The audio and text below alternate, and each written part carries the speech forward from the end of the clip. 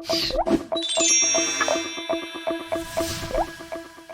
Friends, आज हम सीखेंगे कि धन ऐप में डेरिवेटिव सेगमेंट्स को कैसे एक्टिव करें। मैं धन ऐप सर्च करता हूं और इसके लॉगिन पेज पे जाता हूं। अब यहाँ पे क्यूआर कोड आ रहा है स्कैन करने के लिए, लेकिन हम क्यूआर कोड से नहीं जाएंगे, हम नॉर्मल एक प्रोसेस से जाएंगे, हाइड क्यूआर कोड करेंगे और एक जनरल प्रोसेस से हम जा रहे हैं। हमने पासवर्ड डाला और ये प्रोसीड किया लॉगिन के लिए। तो लॉगिन प्रोसीड करने के बाद एक ओटीपी के लिए आता है, ओटीपी जो कि आपके फोन में मैसेज आता है ओटीपी का। तो मेरे फोन में भी आ गया है, ये मैंने ओटीपी डाला और ये मेरा पेज लॉगिन हो गया। अब derivative segments, future option segments को एक्टिव करने के लिए कई सारे प्रोसेस हैं।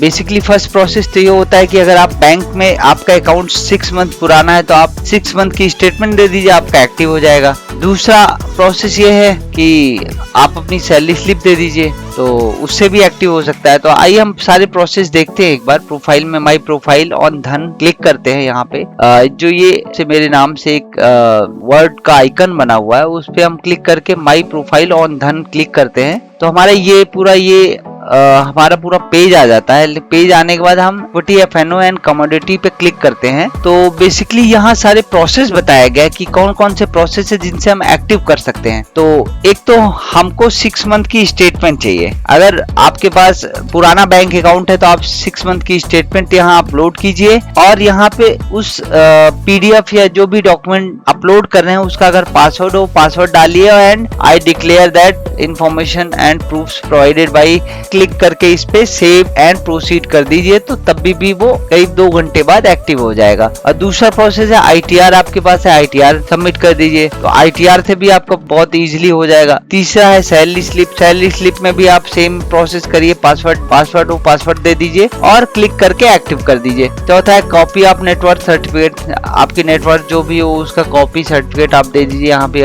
एक्टिव हो जाएगा। तो अगर आपके पास ये चारों नहीं है, अगर आपका बैंक स्टेटमेंट नहीं है, आईटीआर नहीं है, सैलरी स्लिप नहीं है, कॉपी ऑफ नेटवर्थ नहीं है, सर्टिफिकेट नहीं है, तो आप होल्डिंग स्टेटमेंट सबमिट कर दीजिए। तो आज मैं होल्डिंग स्टेटमेंट सबमिट करके फ्यूचर एंड ऑप्शन एक्टिव करके दिखाऊंगा। तो होल्डिंग स्टेटमेंट बेसिकली क्या होता है, आप अप्रॉक्स 10,000 के शेयर्स बाय करिए और उसको अप्रॉक्स 3 डेज रखिए, अपनी होल्डिंग्स में रखिए। 2 डेज, मिनिमम 2 डेज होता है, 2 डेज होल्डिंग में रखिए एंड उसको आप यहाँ अपलोड कर दीजिए। तो ये होल्डिंग स्टेटमेंट मेरे पास है और मैंने इसको क्लिक किया और ये होल्डिंग स्टेटमेंट यहाँ से क्रॉस करके फिर से वो कर सकते हैं, लेकिन यहाँ कोई पासवर्ड नहीं है तो पासवर्ड हमें नहीं डालना और हम इनको सेव एंड प्रोसीड कर देंगे। तो ये अप्रॉक्स 2 आवर्स बाद मेरा ये सेगमेंट एक्टिव हो जाएगा।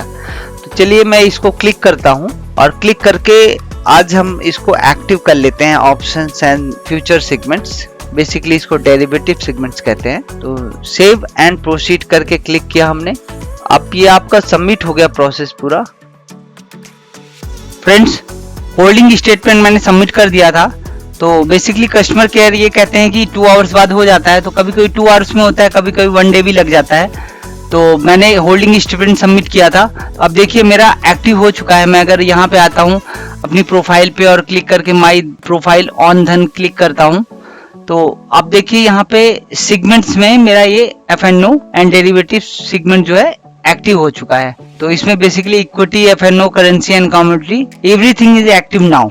तो फिर यही हमारा बेसिकली मेन एम था और ये एक्टिव हो चुका है। Thank you very much for watching.